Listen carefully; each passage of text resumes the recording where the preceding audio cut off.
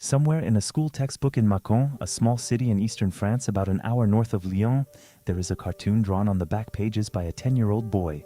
He drew himself being interviewed by Canal+, the biggest football broadcaster in France. He wrote out the questions, he wrote out his own answers. A kid who couldn't get a professional club to look at him twice. Rejected by Lyon, the team he supported as a child. Rejected by Auxerre, Saint-Étienne, Sochaux. Rejected by Metz, who cancelled his trial at the last minute because he was too small. Sat in his classroom and drew the future he intended to have anyway. His name is Antoine Griezmann. Today, July 13th, 2026, he officially joins Orlando City in MLS. He is 35 years old. He has 137 caps for France, 44 goals, a World Cup winner's medal, a second World Cup final appearance, 84 consecutive international appearances, a French national record, and the distinction of being quietly and consistently one of the most important players France has produced in the last 20 years. He is also not in North America for the World Cup. He retired from international football on September 30th, 2024, after Euro 2024. He said it was time to turn a page and make way for the new generation. France is in the semi-finals against Spain on Wednesday. They got here without him. He is watching from the outside, the man who was France's heartbeat for a decade, now beginning a new chapter in Florida, while his country chases a third World Cup in 3 editions. This is the story of Antoine Griezmann, Le Petit Prince, the Little Prince, the boy from Mâcon who drew his own future in a school textbook and then spent 20 years making it real. Welcome back to the Celebs Mindset. Let's start with the family because it matters more than most people realize. His father, Alain, is French, though the family surname carries a deeper story inside it. It was originally spelled Griezmann with a German inflection, carried by an ancestor named Emmerich Griezmann, who migrated to France from Münster in the early 19th century, a basket maker who married a woman from Luxembourg and settled in the country that would eventually become his family's home. Over generations, the spelling softened, the roots became French, but the surname endured. Alain built a life in Mâcon, town councillor, coach of the local football club UF Mâconnais, the club where Antoine first kicked a ball. A civic man, a football man, the kind of father who drove across France to take his son to trials, even when the trials kept ending the same way. His mother, Isabel, comes from Portuguese roots.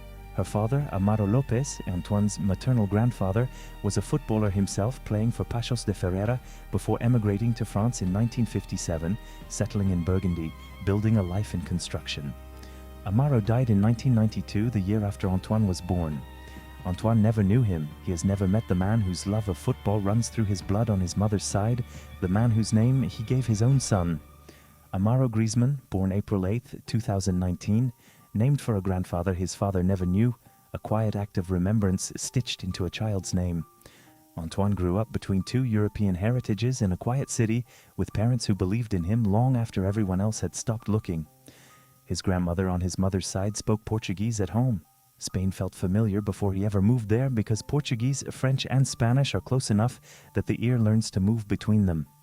When the offer came from San Sebastian, the adjustment was less of a rupture than it might have been. Not easy, but not impossible, because of where his mother came from. Now the trial, the one that changed everything. It was 2005. Antoine was 13, maybe 14. His father had been driving him across France for years at this point, to Lyon, which rejected him. To Auxerre, same, to Saint-Étienne, Sochaux, all rejections, all citing the same thing. Too small, too slight, not enough athletically, not the profile. The French system at that time ran on physical thresholds and Antoine simply didn't meet them. His technique was extraordinary, as everyone who watched him play said so. But technique without the body to go with it in the French Academy pipeline of the early 2000s wasn't enough. Metz had shown interest, invited Antoine for a trial one weekend, then cancelled at the last minute. Too small. Alain Griezmann was by now quietly furious and exhausted in the way that only a parent who has watched their child be dismissed repeatedly can be furious and exhausted. And then came the PSG tournament at Camp des Loges, Paris. One of those enormous youth events where hundreds of kids play in front of dozens of scouts. Antoine played. Someone gave his father a card. The card belonged to Eric Olhatz, French by nationality, but employed as a scout for Real Sociedad in San Sebastian, the Basque club in northern Spain. Olhatz had been at the tournament not primarily for work. He was visiting friends nearby and had stopped in to watch some football. He needed about 10 minutes of watching Antoine to make his decision. I saw a boy that had a very timid appearance. Olhat said later, but he is like Dr. Jekyll and Mr. Hyde. He is very timid, very easygoing, but inside he had an inner force and impressive survival mentality.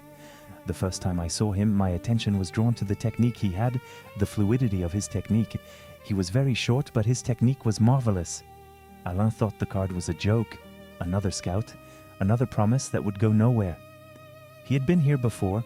Olhats drove to Mâcon. He spent 4 days with the Griezmann family, patiently and persistently making the case. San Sebastian was over 900 kilometers away. Antoine was a child. The family would be separated. I no longer believed when he was spotted by Eric. Alain later told L'Équipe, I was skeptical at the time, but Eric convinced us to let him go. What Olhat said later about the whole situation is one of the more revealing things anyone has ever said about the machinery of football's talent identification system. I knew the youth scouting criteria at that time, in France at least, were mainly related to athletic and physical abilities, and Antoine did not fit into that at all. In Spain, I knew that we were more into letting time take its course.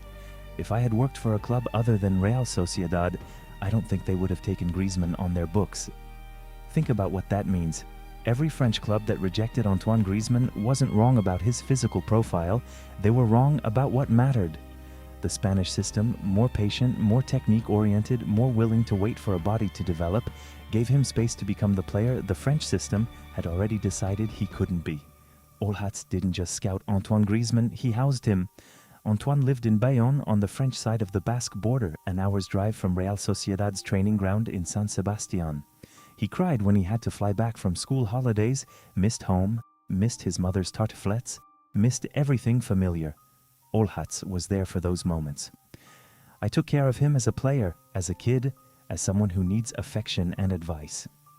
The kid who drew himself being interviewed by Canal Plus had found the one person in the system willing to look past the numbers and see the person. What followed is one of the cleanest arcs in the history of the sport. Real Sociedad. He wins the Segunda División in his first season, helping them return to La Liga after years away.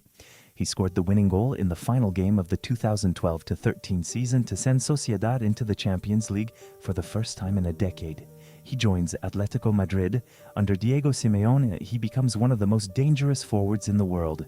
2 Europa League titles, a Champions League final, a Ballon d'Or podium finish in 3rd place in 2016, a La Liga Best Player award, 4 consecutive months as the best player in Spain.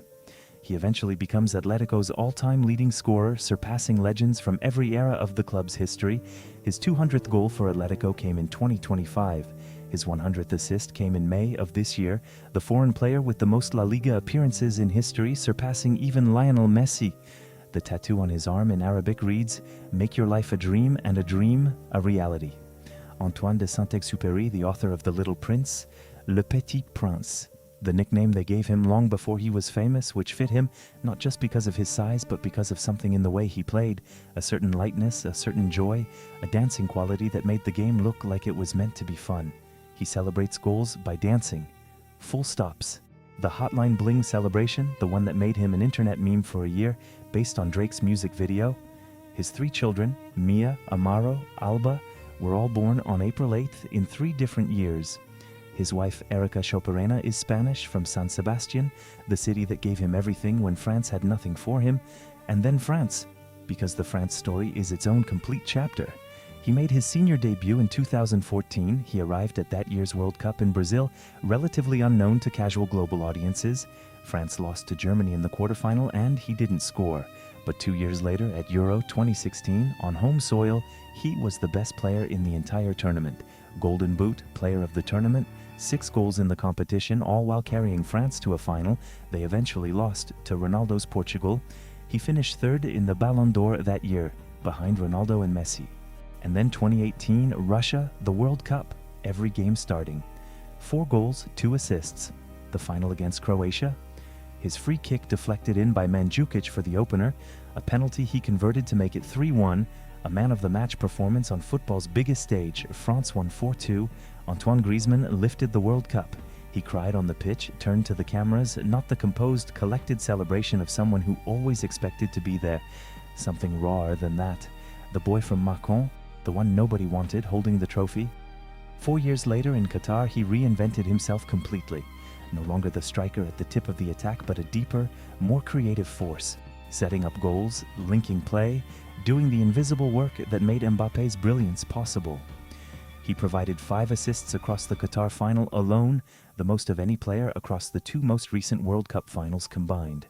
France reached the final again, lost to Argentina, to Messi, to a night that still stings. But Griezmann's contribution, playing a role he'd never previously occupied, was one of the most remarkable evolutions by a senior international player in recent memory. He played 84 consecutive matches for France from June 2017 to March 2024, a national record. Nearly 7 years of never missing a call-up, never being unavailable, never giving anything less than complete commitment. And then on September 30th, 2024, he retired. Time to turn a page and make way for the new generation. He didn't make a fuss about it. He didn't do a long press conference with tears and retrospectives. He posted a statement, thanked his family, his teammates, the federation, the supporters, and stepped back. Today, right now, as this goes out, France are preparing to face Spain in a World Cup semi-final in Miami.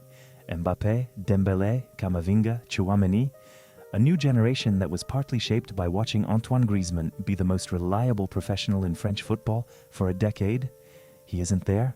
He is in Florida, beginning something new at Orlando City, in the country where the World Cup is being played, but not inside the tournament that defined the best years of his career. That's not a sad ending, it's a complete one. He chose it, deliberately, clearly, with the same quiet confidence that made him drive past the rejections in the first place.